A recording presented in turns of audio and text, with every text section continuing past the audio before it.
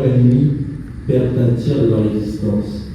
Avec lui, rêvons donc que tout est possible et que, fidèle à la pensée d'Edgar, la mise en commun des qualités et la mise en synergie des engagements citoyens permettront de faire aimer la politique à une époque, faut-il le dire, en 2023, où peu, j'allais été bien de nous évidemment, mais peu votent et souvent vont vers certains bords par définition. Nous l'avons tous compris. Et je m'amuse à l'imaginer, et j'ai demandé à mon ami au fond de la salle, peut-être de nous faire écouter Edgar en quelques mots, si vous êtes d'accord. Ce n'est d'abord qu'imperceptible nuance. C'est le brouillard, c'est le hasard, c'est le jeu. On ne sait pas quel est celui qui commence. On ne sait pas qui fait monter les enjeux. Comme ton pas qui s'efface d'une danse, danse le vertige du soir orageux. Un coup de dé jamais n'abolit la chance à courir de l'orige ombrageux. Voici le jour, voici la fin, voici l'heure. C'est le regain, c'est le chagrin, c'est le leurre, c'est l'aftermath, c'est le redout qu'on redoute, c'est le début de l'après-moi sur ta route. Sont tes yeux blonds, miroir où s'est pris mon rêve, miroir vert pour l'hiver d'un bonheur insigne, mais l'hiver s'est enfui et notre amour brève au lac d'opale et d'or où s'endort le cygne. Ce n'est pourtant qu'une chanson dans la nuit. C'est le roman au dénouement sans surprise. C'est ton regard qui cherche ailleurs son sésame. Ce n'est plus rien qu'un rien de toi sur mon âme.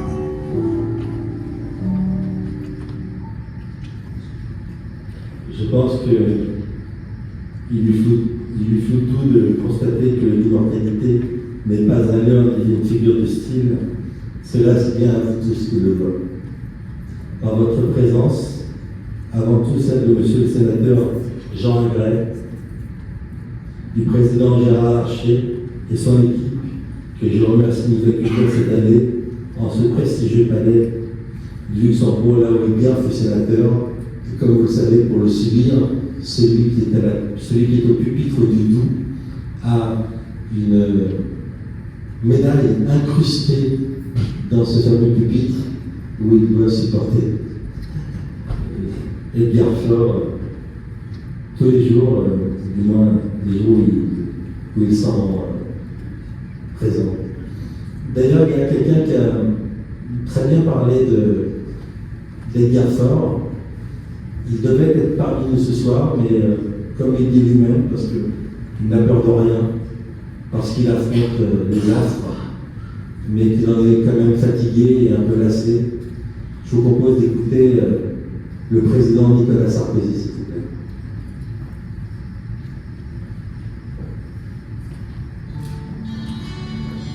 Et maintenant, je vais pouvoir remettre le prix Edgar Faure, vous dire que c'est pour moi un moment important. Ça fait depuis 2008, Monsieur le Président, que je fais partie du jury.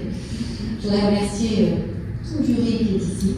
Je vais maintenant vous annoncer le prix Edgar Faure qui est attribué à Nicolas Sarkozy pour Passion.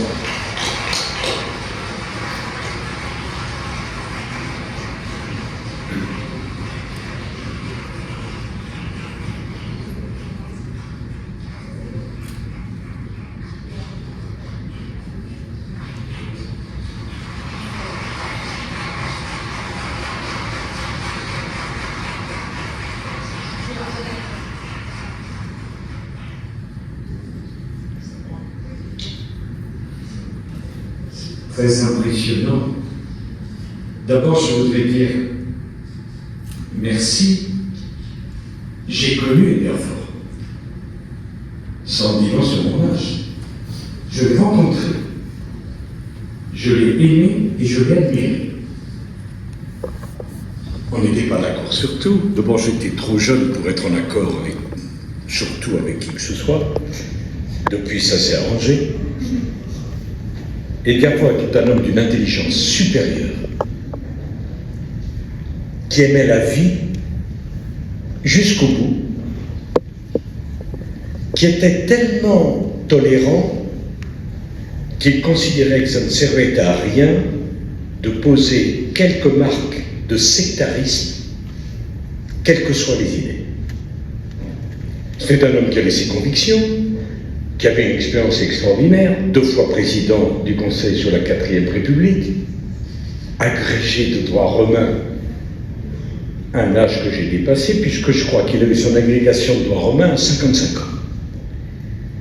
C'est un homme gai, généreux, heureux de faire de la politique, toujours content de dialoguer avec les autres, toujours content de connaître des gens qui n'avaient pas ses idées, bref, à peu près tout le contraire de ce qu'on voit souvent aujourd'hui. Aujourd'hui, quand vous parlez à tant de gens, on dit non, non, ça, je suis désolé, je ne peux pas rester à côté de toi parce que mes convictions m'en empêchent. Ah bon? Ben, si à chaque fois que vous avez une idée, les convictions empêchent le rassemblement, il n'y a pas de rassemblement, donc il n'y a pas de victoire, donc il n'y a pas de conviction qui entre dans les faits. Donc, vraiment, Edgar Faure, c'est une référence. Deuxièmement, je voudrais saluer et remercier les autres candidats, puisque j'ai cru comprendre que c'était une élection avec plusieurs candidats. Ce qui est mieux pour une élection.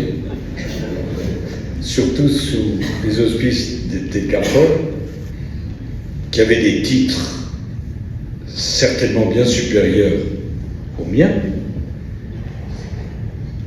Je voudrais également saluer les anciens lauréats, j'en vois au premier rang, puis j'en vois à mes côtés. Et puis j'ai conscience du courage qu'il a fallu au jury. Est-ce bien raisonnable? Déjà, décerner un prix dans une société qui est tout entière vouée à l'horizontalité,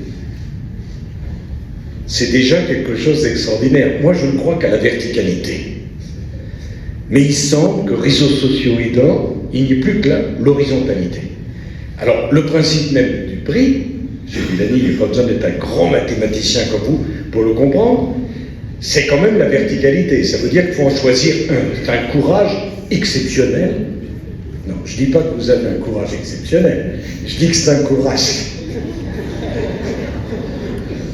40 ans de politique, ça sert à ça aussi. Et donc c'est courageux.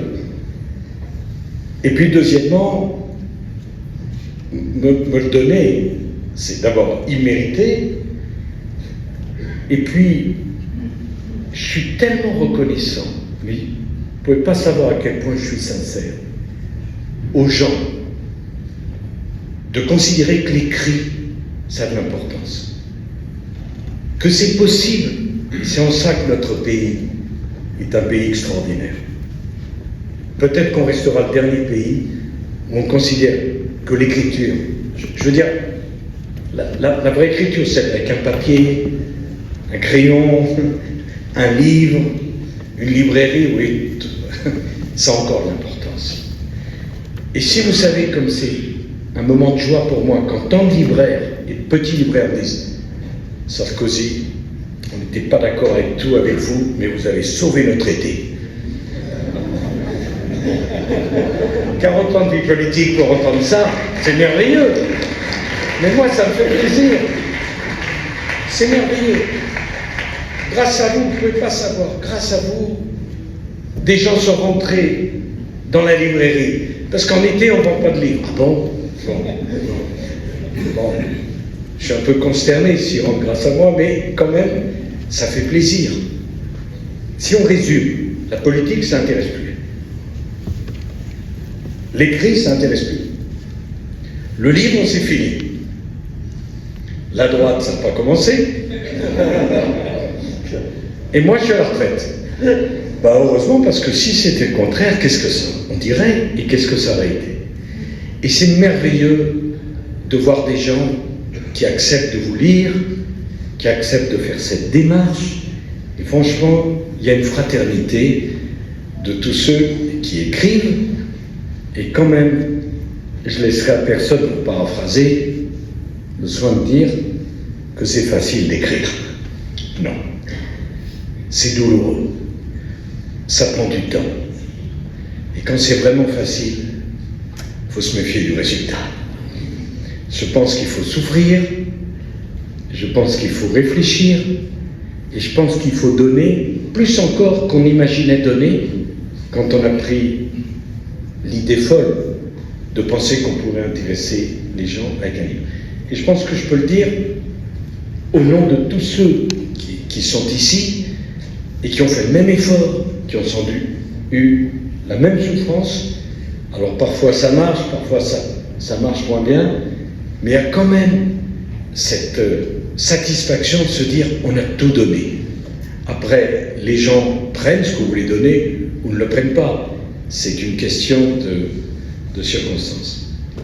Mais peut-être le plus beau compliment, et je ne terminerai pas là, que j'ai eu, c'est quand j'ai fini le manuscrit, avant même de le confier à mon éditrice, la remarquable Hélène Meyer, j'ai montré à ma femme, et j'étais un peu anxieux, parce que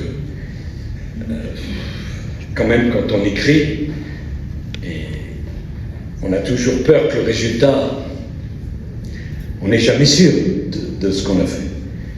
Et quelques heures après, elle vient me voir et me dit « Ah, tu peux pas finir comme ça. » Je dis « Mais pourquoi? Ça t'a pas plu? » « Mais non, tu peux pas nous laisser comme ça. » Et franchement, j'ai pensé, ça m'a vraiment fait plaisir parce que j'ai tellement eu ce réflexe-là, en regardant les séries que j'adore, qu'on regarde tous les soirs, où on se dit, quand on a aimé une série, non, c'est pas vrai, ils n'ont pas osé nous laisser comme ça, c'est pas possible. Toute personne qui aime les séries a eu ce sentiment-là. Et quand Carla m'a dit ça, ça m'a tellement fait plaisir. Et donc, il va falloir s'y remettre, Muriel. Hein, voilà, c'est vous dire combien j'étais heureux, combien je vous remercie.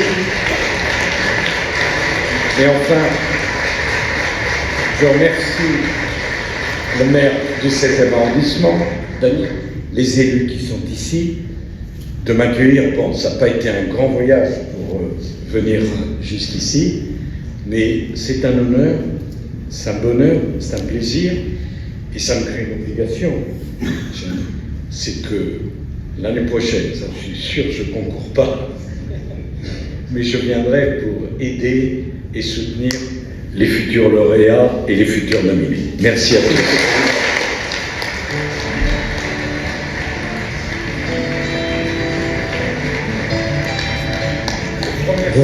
J'en profite à mon tour pour remercier François Castello, ici présent, qui depuis 16 ans a la gentillesse et l'amitié de m'accompagner. Je remercie également le vice-président du Sénat, Roger Carucci, ici présent, de nous accueillir avec le plaisir en direct.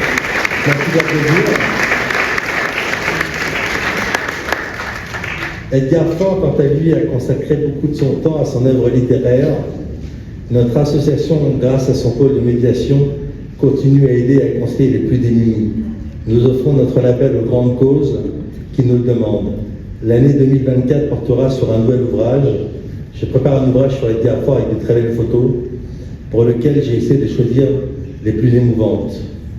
J'espère que mon président d'honneur, qui peut me rejoindre, et je l'espère, Jean-Philippe Morel, qui est à notre côté, acceptera de préfacer le livre. Je me retourne vers ma vice-présidente, Caroline Haddad, pour la postface, qui j'espère va nous rejoindre aussi. Et générosité n'est pas faiblesse. La France est un pays d'accueil pour ceux qui veulent sincèrement l'être, accueillis et inclus dans notre société. Bannissons toute méfiance hâtive, mais n'offrons pas pour autant notre confiance facilement. De quelque civilisation qu'il appartienne et de quelque provenance qu'il soit, ce n'est que par le subtil truchement de l'éducation et de la culture dans l'humble acceptation de leur diversité que nous cimenterons les racines communes aux hommes de bonne foi et de bonne volonté. C'est cela qu'on appelle l'humanisme. Or, ne sommes-nous pas ici tous des humanistes qui croyons à la force de l'esprit et en la liberté de conscience dans le respect de l'identité de tous? Ne venons pas, nous, tout simplement de définir le forisme. Quel forisme sans Lucie, son épouse, réfugiée avec son mari et leur fille en Tunisie à l'automne 42, puis à Alger après le débarquement américain du 8 novembre. Elle est attachée au commissariat des affaires étrangères du Comité français de la libération nationale et organise l'Institut d'études slaves à l'Université d'Alger. C'est aussi à Alger qu'elle crée en 1943, avec l'écrivain Robert Aron, la revue La Nef, qui est la première à être éditée à Paris au lendemain de la Libération et dont elle assura la direction jusqu'à sa mort.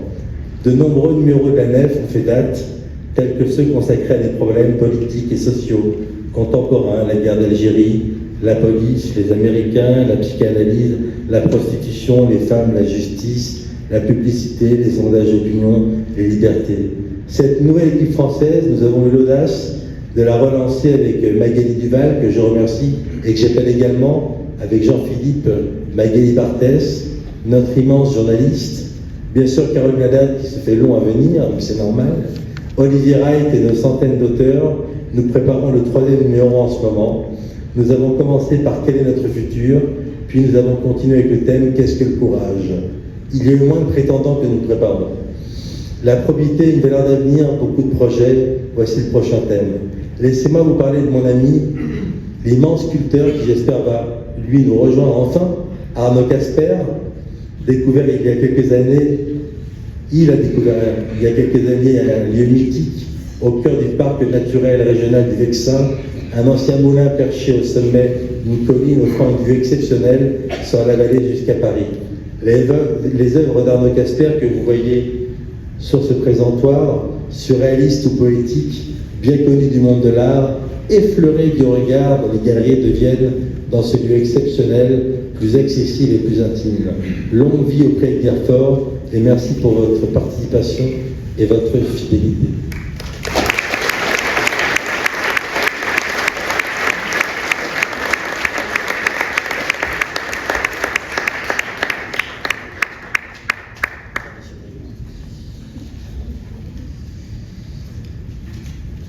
Mesdames, Messieurs, j'ai beaucoup de plaisir à être une nouvelle fois à cette place pour cette 16e édition du Prix Edgar Faure.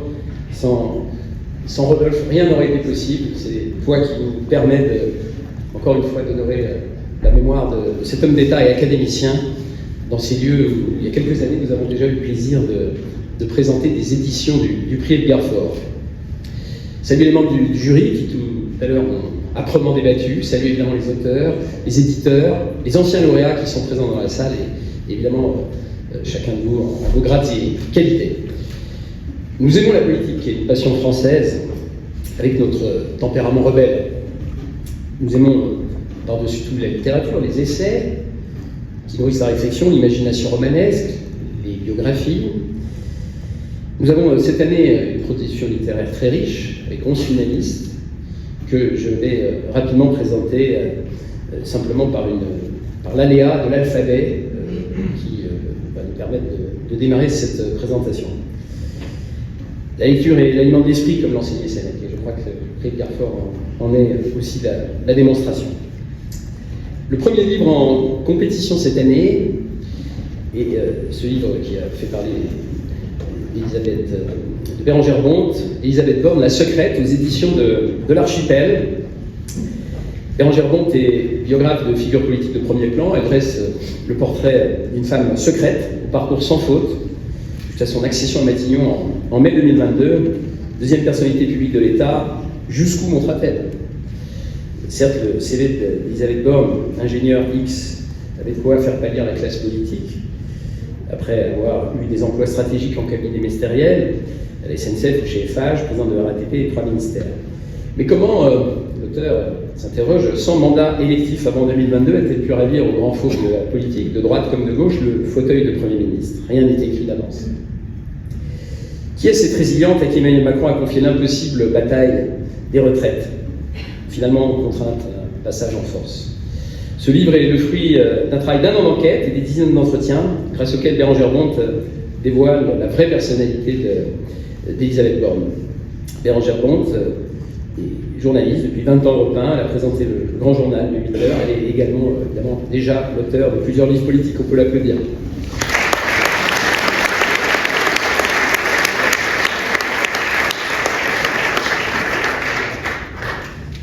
Une histoire du conflit politique de Julia Cage et de Thomas Piketty aux éditions Seuil Éco-Histoire. C'est une étude particulièrement riche de la structure sociale des électorats des différents courants politiques en France et de leur évolution de 1789 à 2022, en s'appuyant sur un travail inédit de collecte de données électorales de 36 000 communes de France, qui couvre plus de 2 siècles. Cet ouvrage propose une histoire du vote. Au-delà de son intérêt historique, ce livre apporte aussi un regard neuf sur les crises du présent et leur possible dénouement. La tripartition de la vie politique issue des élections de 2002, avec d'une part un bloc central qui regroupe un électorat socialement beaucoup plus favorisé que la moyenne, et réunissant, d'après les sources rassemblées par les auteurs, le vote le plus bourgeois de toute l'histoire de France, et de l'autre côté, des classes populaires, urbaines et rurales, qui sont divisées entre les deux autres blocs, ne peut être correctement analysé qu'en prenant le recul historique nécessaire. C'est ce que font les auteurs, en nous indiquant d'ailleurs que cette tripartition a du lieu des précédents, à la fin du 19e siècle, au début du 20e, où on avait une forme similaire de tripartition, avant que la bipolarisation française ne l'emporte pendant la majeure partie du siècle dernier. Comparer de façon minutieuse les différentes configurations permet de mieux envisager plusieurs trajectoires d'évolution possibles pour les décennies à venir. Julia Cage est professeure à Sciences Po Paris et lauréate du prix du meilleur jeune économiste en 2023. Et Thomas Piketty, qu'on ne présente plus, est directeur d'études à l'École des hautes études en sciences sociales et professeur à l'École d'économie de Paris. Ils signifient leur premier livre en commun et on peut bien sûr les applaudir.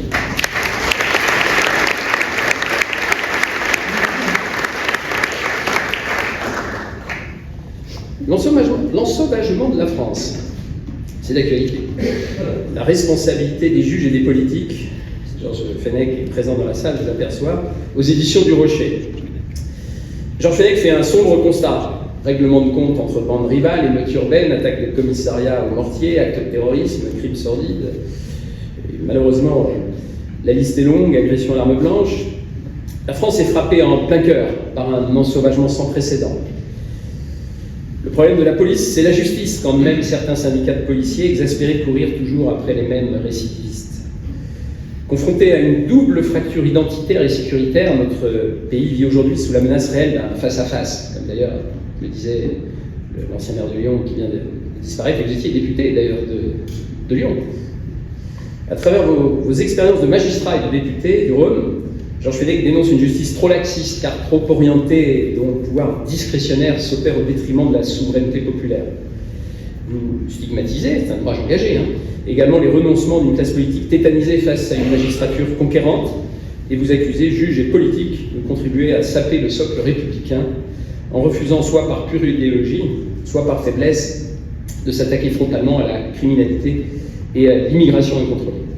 Vous faites même en fin d'ouvrage la proposition de créer une commission, c'est assez explosif, une commission d'enquête parlementaire aux fins de rechercher les influences à caractère politique au sein de la magistrature et proposer toute réforme nécessaire pour lutter contre les atteintes à la séparation des pouvoirs et garantir l'indépendance et la neutralité des justices. C'est un vaste programme. Georges Fenech est ancien juge d'instruction, député honoraire, il a publié déjà de très nombreux ouvrages, et là, cet ouvrage est aux éditions du Rocher. Je peux vous applaudir.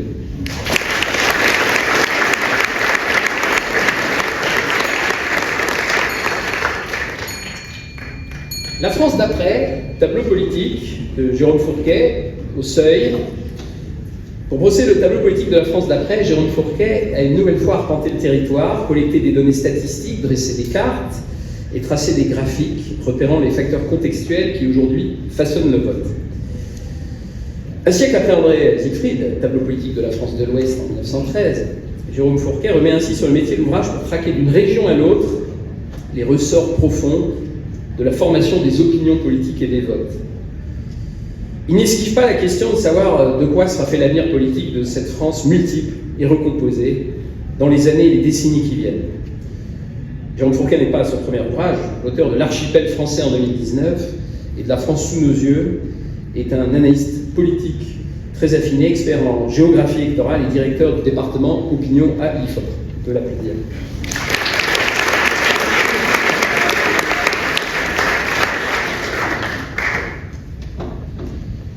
Les amants du Lutétia, d'Émilie Frêche, chez Alma Michel.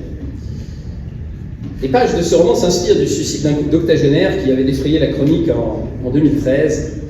Émile Frèche raconte à sa façon une histoire qui s'avère follement romanesque. Un matin, un garçon d'étage de l'hôtel Lutetia découvre un couple d'octogénaires, main dans la main, endormis pour l'éternité. Vous dites, et je trouve que ça résume bien aussi une problématique de votre livre, ce qui m'intéresse beaucoup, c'est la place de la vulnérabilité dans nos sociétés. Est-ce que les amants du Lutetia, tels que je les ai imaginés, ont exercé leur liberté suprême, celle de quitter la vie comme on quitte une fête? Avant que ça dégénère, ou au contraire, ils avaient intégré l'idée que la société dans laquelle nous vivons, il y a peu de place pour la vulnérabilité, et que ces gens-là qui ont été de grands publicitaires, des gens qui ont donné des fêtes, qui ont de l'argent, du pouvoir, n'avaient pas envie d'être en fragilité. Émile Frèche est femme de lettres, scénariste, écrit aussi beaucoup pour le théâtre, et vous êtes aussi, et on peut le saluer dans ces moments, évidemment, très engagé dans la lutte contre le racisme et l'antisémitisme. Je peux vous applaudir.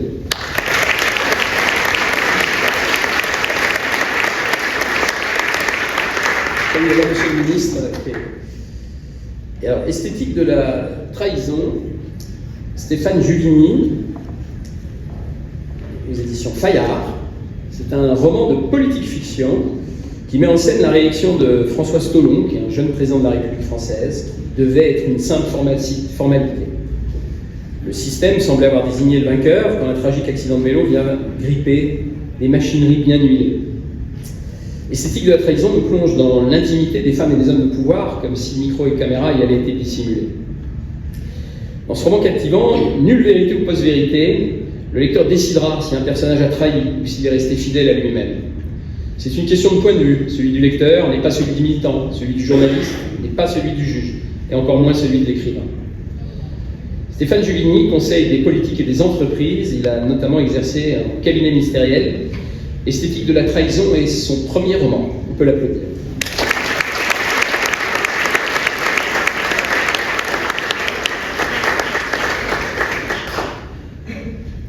En bande organisée, Mitterrand, le pacte secret, Sébastien Le Foll aux éditions Albin Michel.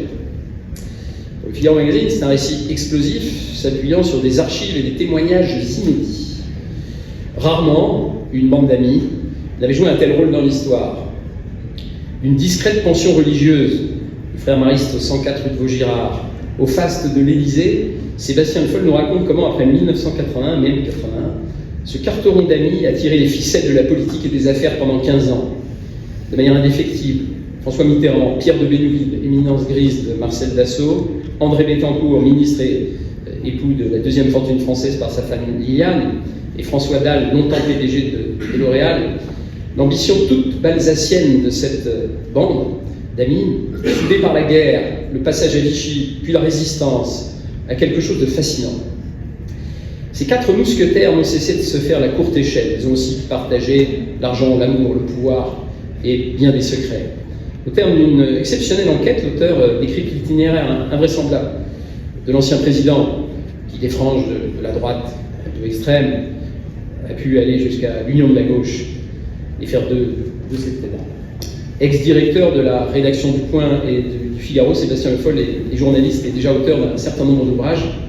On peut, bien sûr, l'applaudir.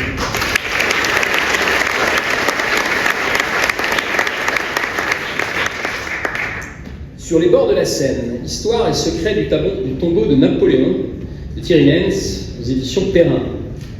Dans son testament, Napoléon avait souhaité reposer sur les bords de la Seine. Ainsi en décida Louis-Philippe en 1840. Il fallut néanmoins une décennie de travaux pour en venir à bout. C'était un chantier pharaonique qui employa des centaines d'ouvriers d'artisans, qui fut émaillé d'incidents, de retards en tout genre, et d'une explosion des budgets, évidemment on n'invente rien. Sans compter d'ailleurs la révolution de 1848 au passage. On alla même chercher des blocs pour le sarcophage aux confins du cercle polaire. Et ce n'est finalement qu'en 1861 que les cendres de l'empereur furent définitivement installées dans cette fameuse crypte des Invalides. Depuis lors, le tombeau a connu des moments de vicissitude, des heures de gloire, des grands hommes ont rejoint Foch, Lyotet, Aiglon et bien d'autres. Des visiteurs illustres et variés, des personnages bien sûr noirs, Hitler visitant Paris en 3 heures, se rendant aux Invalides, se sont succédés aussi. La foule des touristes aujourd'hui témoigne de l'irrésistible attraction de la légende napoléonienne devenue partie intégrante, en dépit des fâcheux de notre mémoire nationale, dans son style alerte et précis qu'on lui connaît, Thierry Lens fait vivre l'histoire méconnue et révèle de nombreux secrets de ce monument unique. Napoléon, bien sûr, fait l'actualité, ce film hollywoodien qui montre bien toujours le potentiel de fascination qu'il exerce au-delà de notre pays. Thierry Lens est historien, écrivain français, spécialiste évidemment de Napoléon Ier et des études napoléoniennes. Il est directeur de la Fondation Napoléon depuis 2000 et professeur associé à l'Institut catholique d'études supérieures depuis 2021. On peut l'applaudir.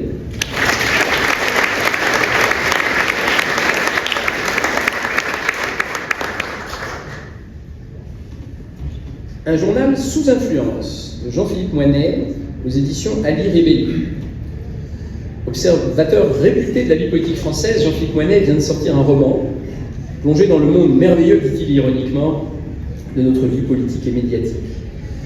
Son personnage principal est Myriam, qui est une jeune brillante et ambitieuse grand reporter politique qui fait ses classes dans un quotidien national de droite conservatrice. La vie politique est son terrain de jeu, la séduction sa nature, et son aventure va s'enrayer à partir d'un drame qui lui fait découvrir les dessous de la haute politique, du sommet des affaires financières et des ingérences étrangères.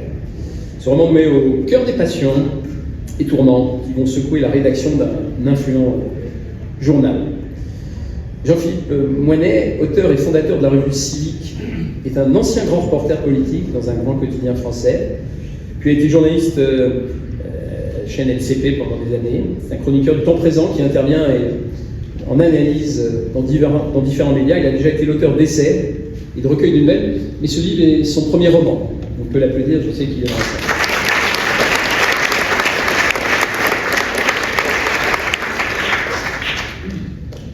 Hors de moi, journal, tome 1 de Yann Moix, aux éditions Grasset, bouquin La Collection.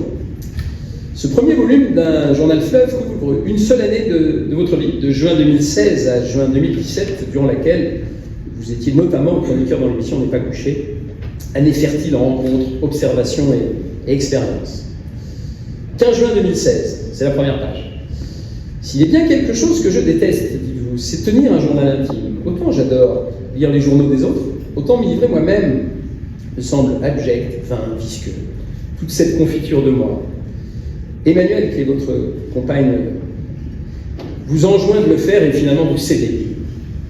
On y découvrira le grand lecteur que vous êtes, l'homme fou de musique. Chaque journée démarre par la musique qui vous a réveillé. C'était très éclectique, j'ai découvert beaucoup de choses et réécouté des chansons et des albums que vous avez cités. Fou de musique, de littérature bien évidemment et de philosophie. Observateur implacable de la comédie sociale, littéraire et médiatique à travers les multiples portraits que vous dressez, soit de vos confrères écrivains, de personnalités politiques et médiatiques, qui ont eu la chance, ou parfois un peu la malchance, de croiser votre route. C'est un régal de tendresse pour ceux que vous appréciez, et un peu de férocité pour ceux que vous démasquez sans merci. Au nom d'un souci absolu de sincérité brute, vous expliquez, à la date du 26 octobre 2016, si je ne suis plus d'accord avec ce que j'ai déjà écrit, ne pas raturer, mais continuer, dire que je me suis trompé plus haut, me contredire parfaitement, cela n'a aucune importance. On se contredit sans cesse dans la vie. Je suis capable de me contredire par écrit. C'est le cheminement qui compte, les errances et les erreurs évidemment. Je n'improvise pas ce que je pense, mais ne pense qu'en improvisant. Je ne voudrais pas tricher, je laisse à ce journal sa fraîcheur spontanée. J'avance au coup de coupe, en même temps que le lecteur, je veux dire, c'est le lecteur qui avance avec et en même temps que moi, dans la jungle. Je pense que ça résume très bien beaucoup de choses dans votre journal. Yann Moix est avant tout l'un des meilleurs écrivains d'aujourd'hui, salué comme tel d'ailleurs par l'ensemble de la critique. On peut applaudir Yann Moix.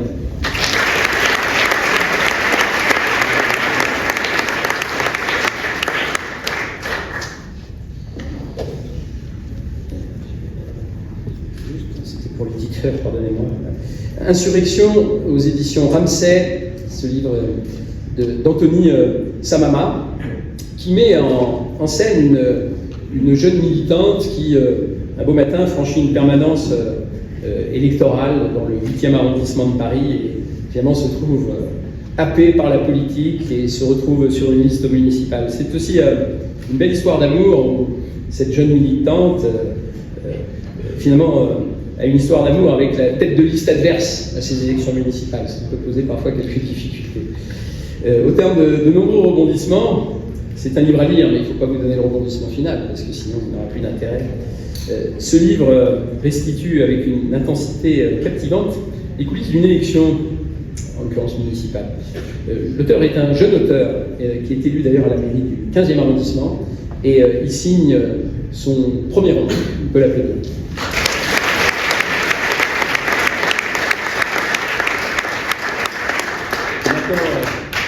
Rendre le micro au président. Cher président, maintenant, je vous laisse la parole. On va appeler notre autre président, le sénateur Jean Agrel. Merci.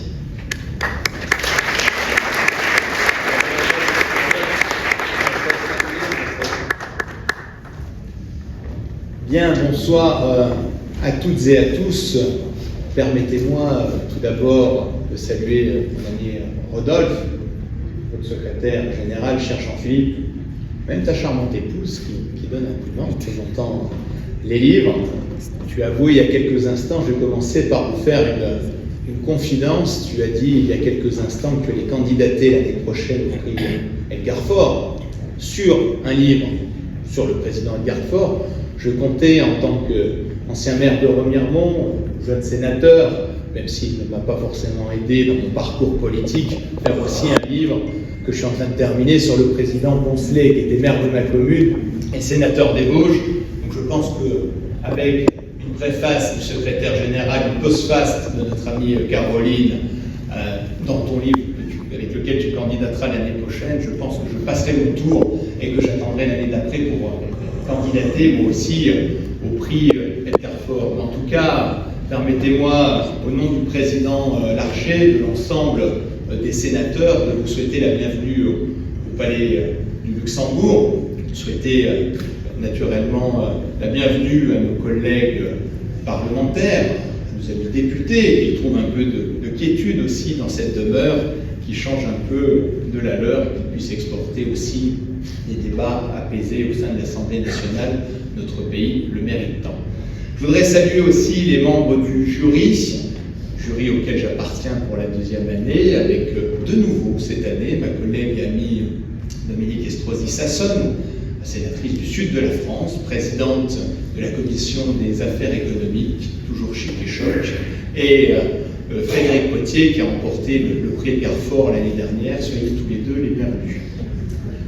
Je voudrais aussi saluer notre grand rabbin de France qui est présent à nos côtés. Nous étions encore ensemble il y a quelques jours avec des collègues parlementaires et je me redis, monsieur le rabbin, très honoré de recevoir dans le département des Vosges pour honorer la mémoire aussi du rabbin Bloch qui était de Remiremont et qui a été aussi l'une des figures, l'une des images marquantes de la Première Guerre mondiale, parce que le rabbin a béni un soldat catholique en train de mourir, et cette affiche a fait la promotion et l'unité du pays dans des moments difficiles. Je voudrais vous dire que j'étais présent à vos côtés, et il y a eu des grands moments au prix Edgar Faure avec le président Sarkozy. Nous avons revu des images lorsque le président Sarkozy a gagné. Il y a eu aussi Alain Juppé, Natacha Polony, Apolline de Malherbe et bien d'autres personnalités qui ont pu gagner ce prix. C'est toujours un moment difficile lorsque vous êtes membre du jury de choisir qui va gagner le prix Edgar Faure, tant la concurrence est rude. Et nous avons mis un peu de temps pour que la fumée blanche puisse sortir aussi d'ici. J'avais différentes notes proposées par un de mes collaborateurs pour vous montrer que le président Edgar Faure était un érudit. En tant qu'ancien universitaire, ça fait toujours chic dans une soirée littéraire de pouvoir citer des références, mais je pense que le seul fait que le président Edgar Faure ait été à l'Académie française, mais aussi à l'Académie royale du Maroc, suffit à porter à vous, chers candidats de ce soir, la lourde responsabilité de lui succéder. Et je voudrais ce soir vous faire un témoignage de la vivacité de l'esprit d'Edgar Faure. Alors il y a certes d'autres sénateurs illustres qui nous ont précédés, mais le président Edgar Faure, sénateur, a marqué aussi les esprits ici. Il n'y a pas une semaine sans que notre ami Alain Marc, vice-président du Sénat, radical, il va de soi, me cite une citation d'Edgar Faure, je pourrais vous en citer plein qui n'ont jamais été dans les références et les livres établis, parfois même certaines, il ne faudrait pas les citer, mais voilà, le sénateur Edgar Faure a aussi marqué les lieux par son esprit, sa vivacité, son punch aussi. C'était un homme brillant qui a servi la République, qui est aussi un exemple lorsque vous êtes jeune sénateur et que vous arrivez au Palais du Luxembourg. Voilà, je ne serai pas plus long, nous allons dans quelques instants, je vais vous donner les gagnants du prix Edgar Faure. Je voudrais féliciter tous les participants, au nom aussi du membre du jury, et je voudrais terminer quand même par une citation d'Edgar Faure, une citation qui me plaît bien. Pour ceux qui voudraient s'engager en politique, lourd chemin que de s'engager en politique. Si vous n'avez pas d'opinion politique, prenez donc les miennes. Voilà ce que j'avais envie de dire ce soir. Bonne soirée à tous. À la prochaine.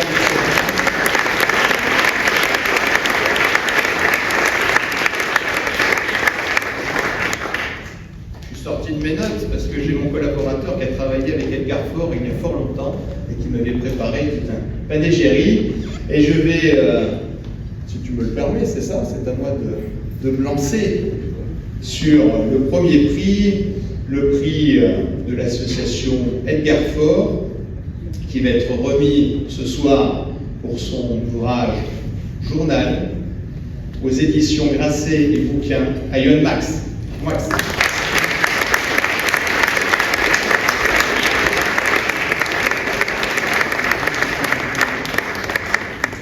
Pas grand-chose à faire ici, mais je vous remercie d'être là. On n'a pas grand-chose à faire ici parce qu'en général, la littérature et la politique, ça ne fait jamais très bon ménage. Alors, je ne suis pas totalement un imposteur parce que j'ai un point commun avec le président Faure. J'ai fait le lycée Potier d'Orléans comme lui. Nous avons été, Edgar Faure et moi, pas la même année, mais dans le même lycée, au lycée Potier d'Orléans. C'est un lycée que je vous recommande si jamais vous avez envie de recommencer vos études. Bonsoir Amélie, ça va? Content de te voir. Ce que je vais vous dire aussi, c'est que je suis très honoré d'avoir ce prix parce que pour moi, Edgar Faure, c'est le Sacha Guitry de la politique. Pourquoi le Sacha Guitry de la politique? Parce que Sacha Guitry était quelqu'un d'une immense culture, d'une profonde intelligence, et surtout quelqu'un qui avait un sens de la langue qui lui permettait de faire quelque chose qu'on ne fait plus aujourd'hui, des exercices de nuance. Les obsèques de la nuance, auxquels on assiste tous les jours, font que nous entrons dans une sorte de barbarie languissante, insidieuse, très douce. Gide disait « Le monde sera sauvé par quelques-uns », et ces quelques-uns-là sont ceux qui ont l'art et qui cultivent l'art de la nuance. Et cet art était si fort chez le président Faure que, bien souvent, quand une situation était bloquée, quel que soit le parti politique où cette situation posait problème, on appelait le président Faure. Par un jeu de mots, par un calembour, toujours beaucoup plus profond que ce qu'il voulait dire lui-même, la situation se simplifiait. C'est comme si Edgar Faure mettait les gens à un fauteuil sur lequel ils n'avaient jamais l'habitude d'être installés. Et finalement, il faisait le travail d'un psy express. Par un jeu de mots, par une saillie dont il avait le secret, Edgar Faure résolvait des problèmes. Peut-être qu'il résolvait plus facilement ceux des autres que les siens, c'est ce qui faisait également son charme. Et on regrette ces gens qui, en 2023, sont très rares, qui pouvaient, sans jamais se prendre au sérieux, parce qu'il avait bien compris que l'esprit sérieux, qui est un esprit de gravité, est un esprit de pesanteur, et qui l'empêchait précisément la légèreté et la profondeur. On regrette que des gens avec une si immense culture, une si grande intelligence, ne soient pas là aujourd'hui pour nous donner des leçons, petit 1 de fermeté, petit 2 d'autorité et petit 3 d'humilité. Merci à tous.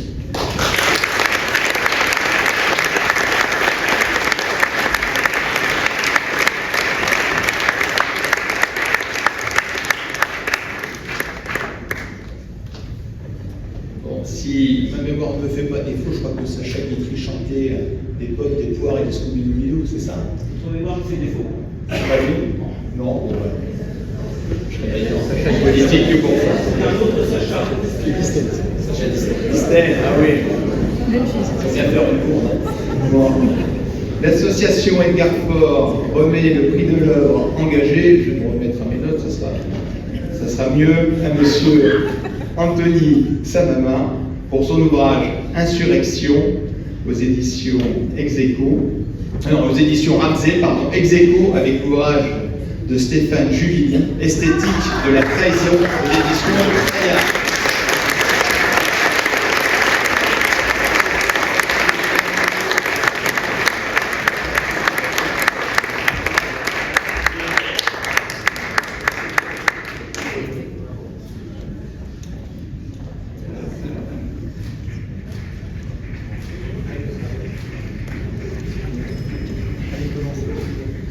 Merci beaucoup.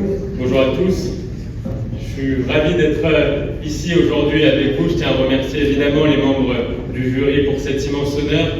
J'ai évidemment pas connu Edgar Faure, mais j'ai une grande admiration pour lui. C'était quelqu'un, on l'a dit, qui savait rassembler des personnes qui pensaient différemment, qui arrivaient à rassembler et à travailler avec des personnes qui n'étaient pas tous de la même opinion. Et je crois que ça fait cruellement défaut aujourd'hui. C'était aussi quelqu'un d'une grande culture, qui savait parfaitement le droit romain comme la culture populaire.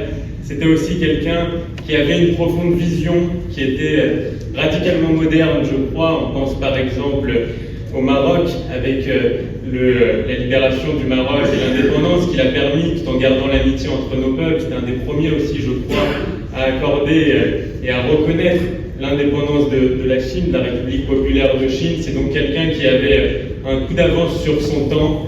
Je suis ravi d'être et honoré honorer sa mémoire aujourd'hui, de pouvoir parler en son nom aujourd'hui à travers ce prix-là. Il disait, ou peut-être sa descendance, je ne sais plus, mais il disait effectivement que la politique s'est fait en contournant la politique, puisse ce roman et la littérature prouver que l'écrit peut aussi être éminemment politique. Je vous remercie.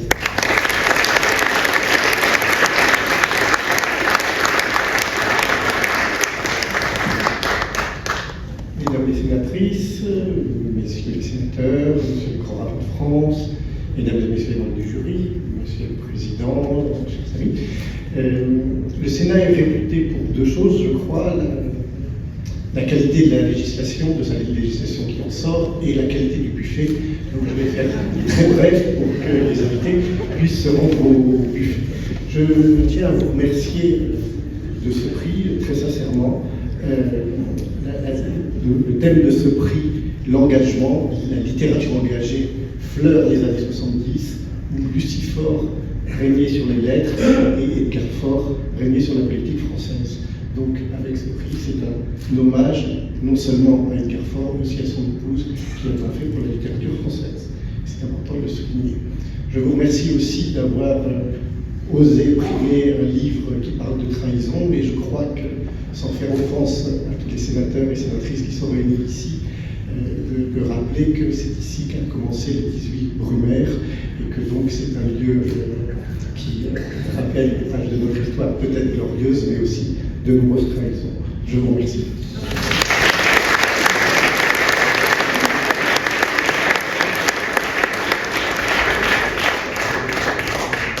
Pour terminer, le prix des internautes, à notre ami et collègue, M. Georges Fenech, pour son ouvrage.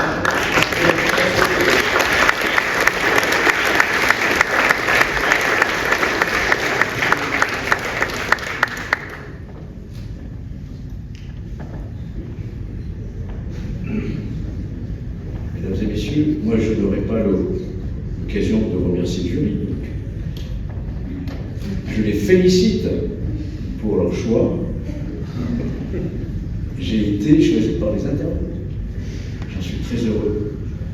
Et je suis vraiment très honoré de participer à cette cérémonie de remise de prix, avec des auteurs aussi prestigieux présents dans la salle et des prédécesseurs de notre ami Nicolas Sarkozy, qui a très bien exprimé la difficulté d'écrire. Alors je voudrais simplement dire, en ce qui me concerne, par rapport à la présentation du livre qui a été faite, je n'accuse personne, puisque je nous accuse. En réalité, je prends ma part de responsabilité dans l'état de la situation dans laquelle se trouve notre pays aujourd'hui, puisque j'ai été acteur à la fois de la justice et de la politique. Donc je dois prendre aussi ma part de responsabilité. Je crois que chacun d'entre nous doit faire un peu d'introspection sur les causes qui nous ont amenés aujourd'hui à cette difficulté de vivre paisiblement dans notre pays. Et donc c'est un témoignage que j'ai voulu apporter. J'ai raconté mon passage à l'école de la magistrature, dans les tribunaux et aussi à l'Assemblée nationale, où j'ai découvert à quel point ces deux grands pouvoirs, que sont le pouvoir exécutif parlementaire et le pouvoir judiciaire, ne dialoguaient pas, se craignaient mutuellement, s'observaient un peu en chien de faïence. Et je crois que le mal, beaucoup de maux de notre société aujourd'hui vient de là-haut. C'est-à-dire cette crise institutionnelle qui, évidemment, a des répercussions importantes dans le pays. Voilà, donc c'est un témoignage, et je suis vraiment très heureux que ce livre ait rencontré son public, parce qu'au fond, s'il dresse un tableau sombre, il laisse aussi, et c'est mon tempérament, une perspective d'espoir, d'optimisme, car je crois que tout est récupérable, et non pas, comme on entend sur le plateau, souvent une chaîne à laquelle je participe, tout est fichu, tout n'est pas fichu, bien entendu. Nous sommes tous conscients que notre pays doit aller de l'avant, nous avons de la ressource et que nous y arriverons. Merci.